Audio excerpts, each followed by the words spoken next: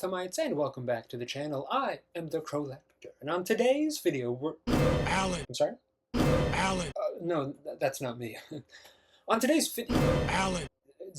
Alan. I don't know who that is. Alan. I'm Josh. Alan.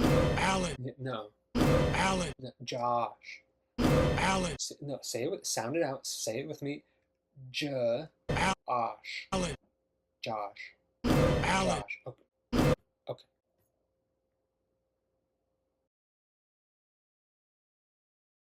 Alan. In today's video, we are going to be taking a look at two very ferocious beasts. Mattel finally gave us some missing pieces in the Hammond collection, not from Rebirth, but from some of those earlier movies, and I have two of those today, two of the three main releases. I was hoping to find the Stygimoloch, but no such luck. So today's going to be a bit of a carnivorous day, and we'll do the herbivores, the Stygi and the Stegosaurus, Stygi and Stego, later on.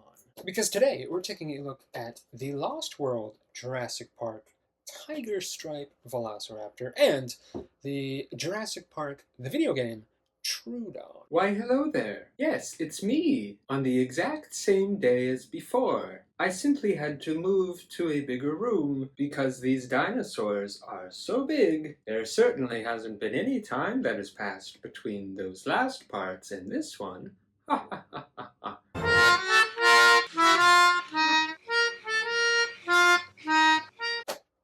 The packaging for these guys is this new sort of redesign. It does not match the boxes that we've had before.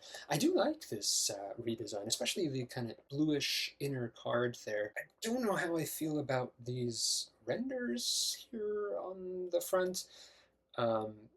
They don't look quite as nice as the boxes used to, which had a nice kind of glamour shot of the figure itself. And then if you'll notice, the Troodon here, which despite not being a Velociraptor, has very much copied the Velociraptor's homework, their school picture, and just added some spikes to it. It feels a little bit lazy. I don't know the science behind it. I mean, maybe they're related somehow, but they're very much not a Velociraptor. So very sneaky of you, Troodon. I see you. You get on the side, like, it's the continuation of the front art, but that's where they had those nice glamour shots on the other ones, which could have been cool. And then on the other side, you have the bios, which I think were on the back of the box before. Oh, I do actually have the bio on the back of these ones as well. So I don't know why we have them in two separate spots, but hey. The more you know. First up, we will do the Raptor, because who does not love a good raptor? We will, of course, first, in Hammond collection fashion, plug its butt. Now this one has the same little ball joint thingy as Ghost, the Atrociraptor, had, with the little kind of peg there, the little nipple, the little butt nipple. So we'll go ahead and plug that little butt nipple. Now that we have that out of the way, we have the Tiger Stripe Raptor in all of its glory. And now, I'd mentioned in my Spino review that The Lost World was the first movie that I ever saw in theaters. And because of that, the marketing for that movie really, really stands out in my brain. And I remember the Tiger Raptors very, very clearly, maybe better than any other raptor in the series. I think it's maybe because they used either an animatronic or some sort of practical raptor for a lot of the marketing. So it had a very realistic, striking look to it. I remember them looking just very, very real. The Rex, I think, was maybe the focus of the marketing still, because who doesn't love the Rex? But I remember them focusing a lot more on the raptors. I guess if maybe they kept them a little bit more secret for the first movie, they really focused on them in the sequel. So really, for me, oddly enough, whenever anyone mentions the Jurassic Park raptors, this is probably the one that my brain goes to first. I don't necessarily think they're any better per se than the first movie raptors, but there is that association for whatever reason. Ironically though, they might be maybe my least favorite design in the series, though. Kind of a weird bias, but orange is like my least favorite color. The tiger stripe is admittedly very cool, very kind of animalistic. Admittedly, they are pretty dang cool in the movie. Obviously, the raptors in the long grass scene is very iconic, as is the attack on Ian and Sarah in the InGen village. We won't even mention the karate scene because what more could possibly be said? Oh, he needs some milk! I have seen some complaints, many complaints in fact, online about how these are not quite accurate to the models in The Lost World. I think the orange is a little bit darker. There's not as much tan. The striping is way, way off.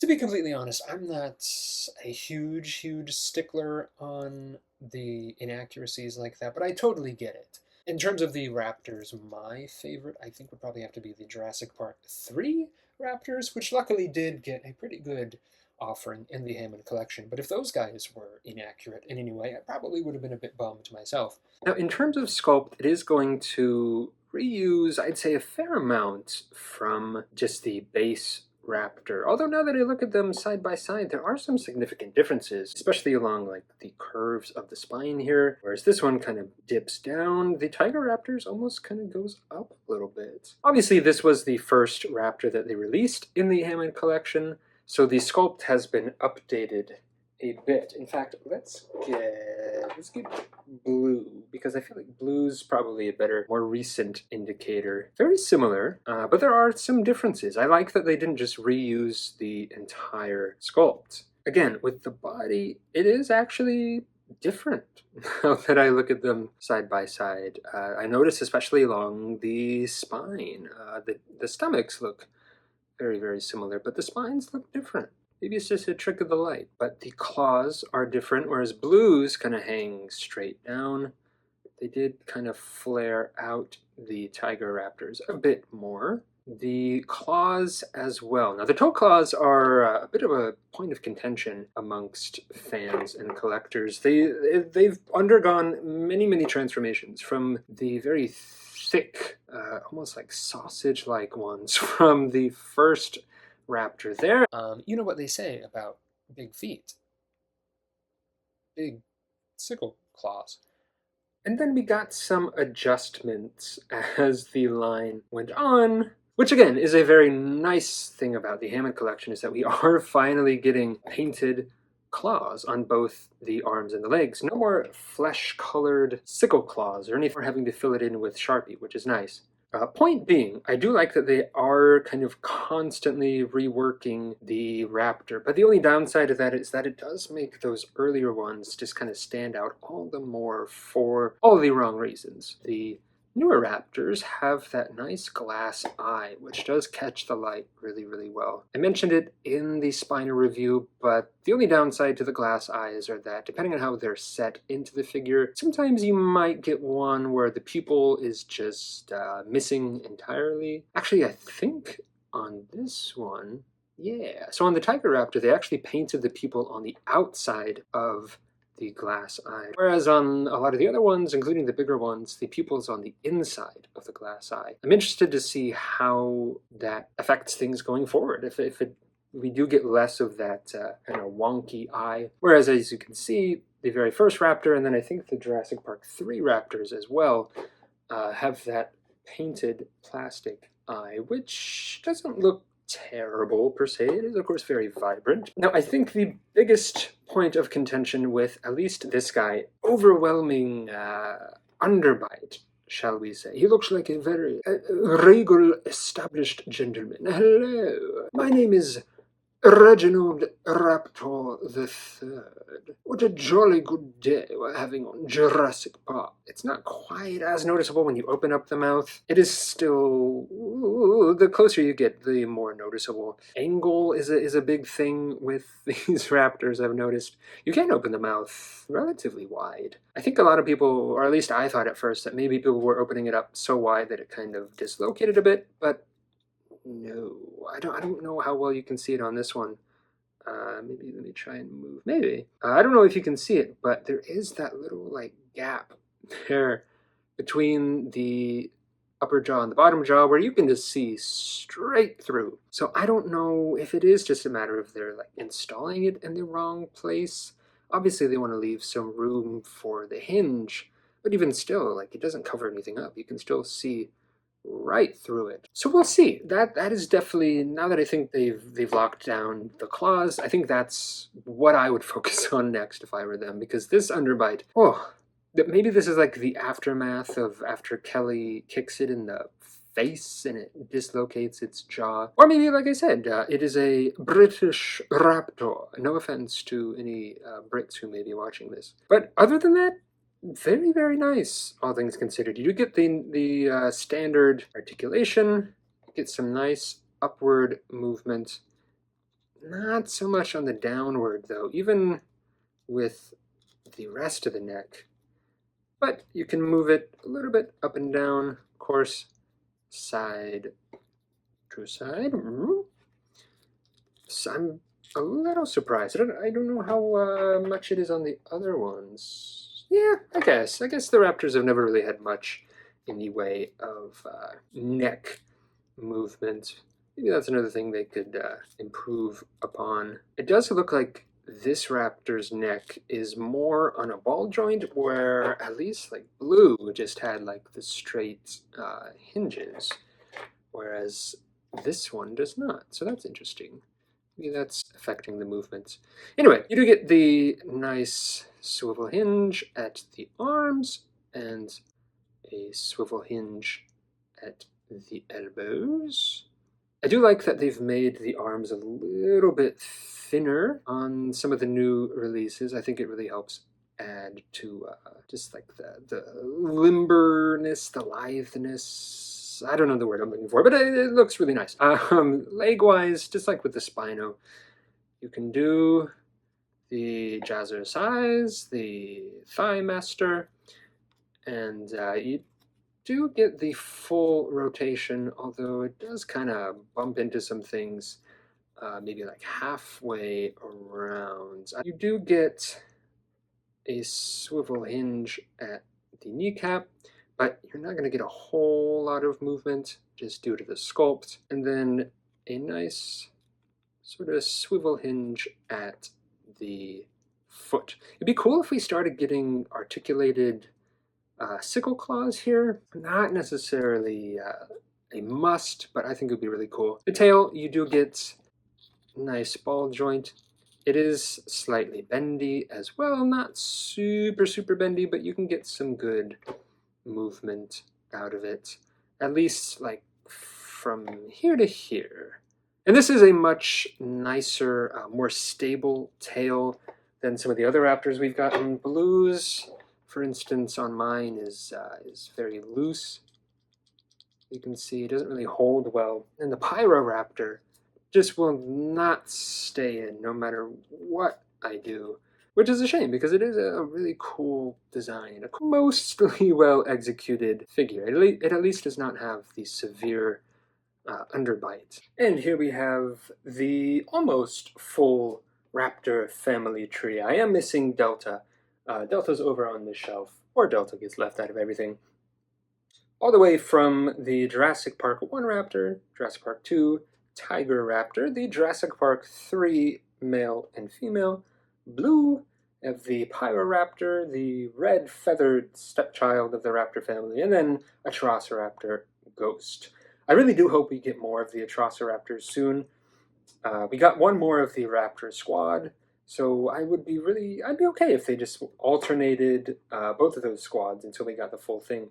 I really started to like the Atrociraptors more after Chaos Theory, and I'm really, really liking them now. So I'm glad we got Ghost, because he's probably my favorite, but I would like to see more, and the Handler as well. I gotta pick me up a Soyona, whichever. But also, seeing them all laid out side by side, you can see a lot of the evolution, as it were, with these earlier Raptors here. You can see, they have the much, much bigger feet as compared to the newer Raptor, smaller claws, and then of course the glass eye as well. And I'm a little torn because obviously I would love some uniformity among the raptors. The Jurassic Park 3 raptors as well are my favorite designs, so I would love to have them with the updated tech, as it were, the glass eye, the smaller, more screen-accurate claws. I don't necessarily just want the Hammond collection to become what the Amber collection was, which is just raptor after raptor after raptor. I don't know, maybe because we've only gotten the female raptor in that 2-pack with Alan Grant, maybe they could do some sort of a re-release of the early raptors as like a Raptors Through the Years box set or something like that. Overall, I'm very happy with the direction that the raptors are going, for the most part, with maybe a few little roadblocks along the way. I do think that they're slowly fine-tuning and perfecting the raptors, so I think here soon we're going to get like the perfect raptor. And moving along to the Troodon, which feels very raptor adjacent. I'll be honest, I don't know a whole lot about this guy. They appear in the Jurassic Park Telltale video game, which I do really want to try. I've been meaning to play it for years upon years upon years now, and it's not that easy to track down a physical copy, at least in my neck of the woods. But I am going to try and track one down. I do really love what I have seen of the Troodon. They're very kind of spooky little guys. It strikes me as like the Velociraptor's like sort of hick southern cousin. Like, hey y'all, I'm Tommy Troodon. Welcome to my neck of the woods. Like, being from Texas myself, I feel like this is something I could see if I venture into my backyard on a hot summer day, just staring back at me from the bushes, and invites me over to its family barbecue. But from what admittedly little research I've done on this guy, there are a significant amount of differences between a Velociraptor and a Troodon. I do believe Troodons are sort of quasi-omnivores. I could be wrong. I do know they eat bugs, which, hey, better them than me. Despite the package just sort of lazily reusing the art of the Velociraptor, they are significantly different. They are sort of, I guess, taller, thinner. You can see a much thinner neck here, which I do really like, and a slightly longer snout. Opening up the mouth here, you can also see, I don't know if it's just the toy, but they also do have a bit more of like, almost like a duck kind of look to them, duckish kind of lips there. But they do sport the very nice Hammond collection teeth, and luckily they did not just reuse the mold from the Raptor. The Raptor has a lot more teeth, a lot more teeny tiny sharp teeth, whereas the Troodon has less but slightly thicker teeth. It also has no dental issues in terms of the jaw there, and also much better articulation in the neck. It can look pretty much straight up versus the Tiger Raptor, which cannot. Also has a much more downward movement as well. It can kind of pick at the dirt, get them little grubs out of the dirt there. You gonna eat that June bug there? That's some good eating. That's Tommy Troodon. Just much more movement in the neck overall. They sort of remind me of the Gallimimus a little bit. Obviously not anywhere near as fast or as long. I do think these guys are a little bit more violent from what I have seen. But they do incorporate one of my favorite details, at least from the raptors, which are the quills. I don't know if they are technically natural for the Troodons, if Troodons did have like quills, but something about the quills I really like. They're maybe because it was like the earliest hints we got at the bird-like nature for these dinos. Obviously before the Pyroraptor and any other feathered dinos, we got the quills, which did make a return in Rebirth, barely. I mean, in what little we saw of those Velociraptors. But I do really like the quills here. I don't know if they're sharp or if they're just kind of decorative, but they do add a lot of character. And another cool thing about the Troodon is their glass eyes are like a milky white versus the yellow of this raptor and the green of like the Spinosaur. They are still a glass eye though. You can see kind of that milky white pupil. Very similar to the Therizinosaurus. I'll have to double check, you'll have to forgive me. I do know that in the screenshots and videos I've seen of the Troodon in the game, they have kind of like glowy lantern eyes, which I'm sure was not like a real life feature that they had, although that would be very cool. I don't know if it means that they're kind of blind in certain lights or what, but it does look really, really cool, really, really creepy. They are spooky. They're spooky little guys, so they fit with my love and my aesthetic very well. You have some really nice color as well. It's almost like sort of a orangish, peachish, burnt sienna, burnt sand, whatever. I'm not good with those fancy color names, but very different, and the speckling looks really, really nice as well. Kind of like it's like a dino Easter egg. But other than that, we have the same basic articulation, the swivel hinge on the shoulders. We do have a swivel hinge on the elbows as well. And another thing I've noticed is that they are luckily tightening up these elbows as they go along. A lot of my earlier raptors have very loose elbows now, but these guys, snap, are tightening those up. And they did give this one really cool kind of curved claws, very like like he is hunting and plotting. He's like, yes, very good. Everything's going according to plan. But in a southern accent, everything's going according to plan. Yeah!